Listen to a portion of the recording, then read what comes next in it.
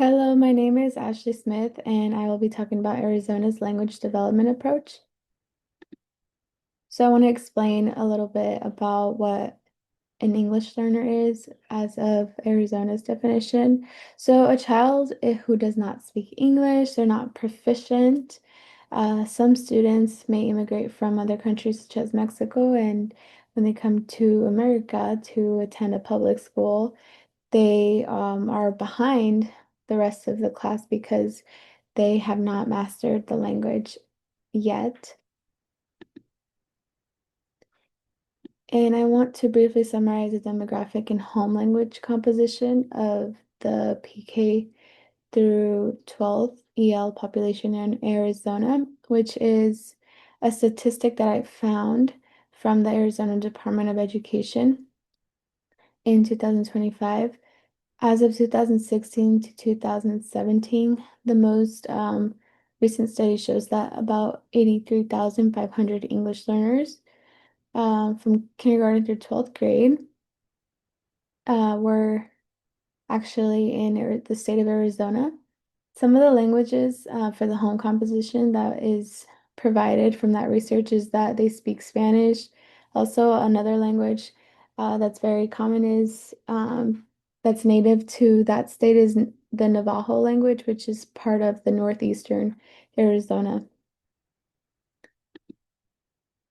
Then I would like to describe structured English immersion compared to sheltered English instruction. So for the SEI instruction, 4 hours a day are required for the first year.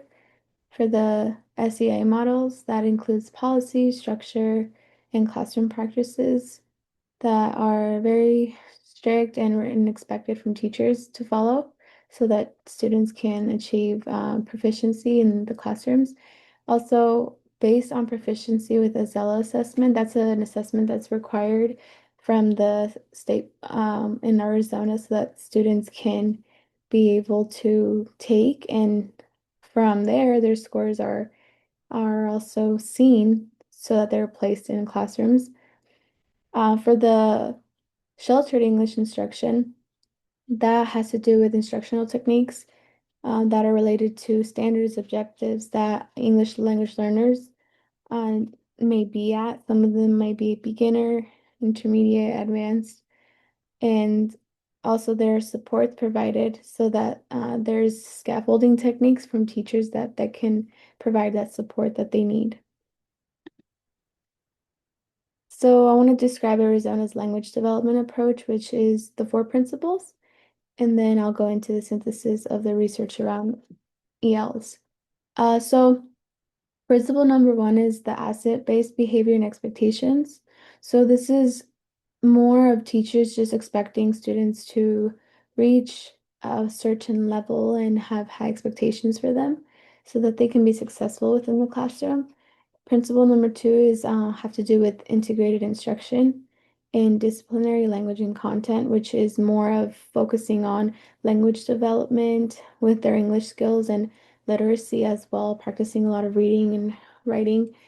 Principle number three is focused on targeted and explicit language instruction that helps students with whatever grade they are in, just be able for teachers to build their lesson plans that can accommodate to what they need to learn or may be confused on.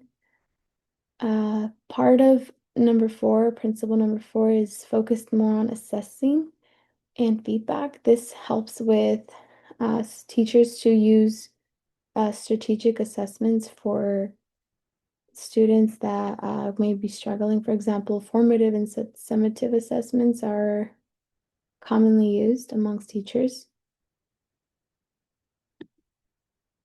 Now I want to talk about student agency. Let's see here. So for student agency, it's important to also take in mind that the going back to this slide, for the four principles, it also goes into how it's related to student agency because it goes into how they are self-determined. Students may have a sense of voice and confidence as well. So I put a table here and I split up the principles into how I could relate to determination, the sense of voice and confidence. You can see here that I put for self-determination that for integrated instruction in disciplinary language and content that refers to interactions that students are able to do through group meetings, group discussions, which is very motivating to them also. For sense of voice, this is due to targeted and explicit language instruction. Helps teaches students to just have more independence in learning, use their own techniques so that they don't fall behind. I also put asset behavior and expectations so that students can also know that they have a voice within their communities and also relate with their culture. For confidence, I put assessment and feedback monitoring because for teachers, providing feedback that's super helpful for them so that they can build their confidence in learning. And also going back and also making sure that they're up to date with their progress. Um, Based on the research synthesis I used here, I put that it's using differentiated scaffolds. Many teachers may provide different techniques, but students will have opportunities to write and speak better, and they'll be able to accommodate to their grade level needs. So discussing more of Arizona's approved research-based SEA models, for this picture that I put in the corner, it goes into depth here that I'll explain that the pullout is the 60 minutes per day that's required. I just focused on elementary because that's the topic that I'm interested in teaching. So for elementary, I put that students are expected to achieve very well in English and also practice it throughout the day. For 2 hour, it's more.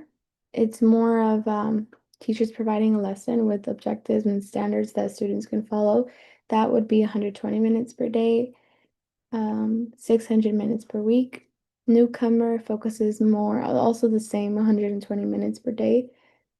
This is more focused on how students are able to be proficient, especially for those students who are newcomers as well to the country. This is helpful. This model is helpful so that they are able to catch up and eventually reach the expected level. So for the 50-50 dual language immersion, that requires parental approval, and that would be half of the day is taught in English. So a little bit about the process of eligibility in Arizona would be to have families take a home survey. This is a home language survey taken where they ask questions about like what language they speak, just to kind of have students also an idea of what families are looking for in terms of helping assist their children with their needs in English. So with services as well and supports. And also, students can also take in a Zella, an AZELLA assessment to measure proficiency that is also required by the state of Arizona for public schools. That was also the information I got from the Arizona Department of Education in 2025. So how does it work for placement and reassessment? So for placement, students are going to take the Zella test and they are placed in instruction when they are also able to answer questions on the test focused on the four domains, which is English, it's writing, it's speaking, it's also allows opportunities for reading and also talking. So based on proficiency, place, and instruction, also, this allows for students just to have their scores and the schools can see that. And for the spring reassessment, this also helps for students that are English learners and just to keep an update of their progress, and that's taken once per year. So focusing on students who are taking the AZELA test, that would mean that there are accommodations that can be given for them so that it can make it easier. And some of those are flexible seating. They can test in designated areas, small group areas that they're able to feel comfortable in.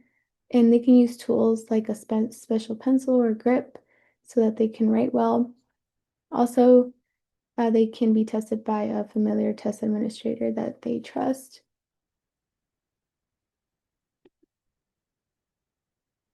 Lastly, I want to talk about how parents are related to this with EL services. So parents can actually decline the English language services if they don't want their child to be integrated into that in type of instruction, but it's best, it's usually recommended, and parents don't really deny because a lot of times they want the best for their children in terms of learning English and mastering it as well. So in terms of the assessment, that is actually, parents cannot deny that because it's required by the state of Arizona, by the State Board of Education, so that students can just take the test to measure their proficiency, and teachers can also help and assist in any way possible. So for this summary, lastly, that is actually in my Microsoft Doc, and here are my references. Thank you so much for listening.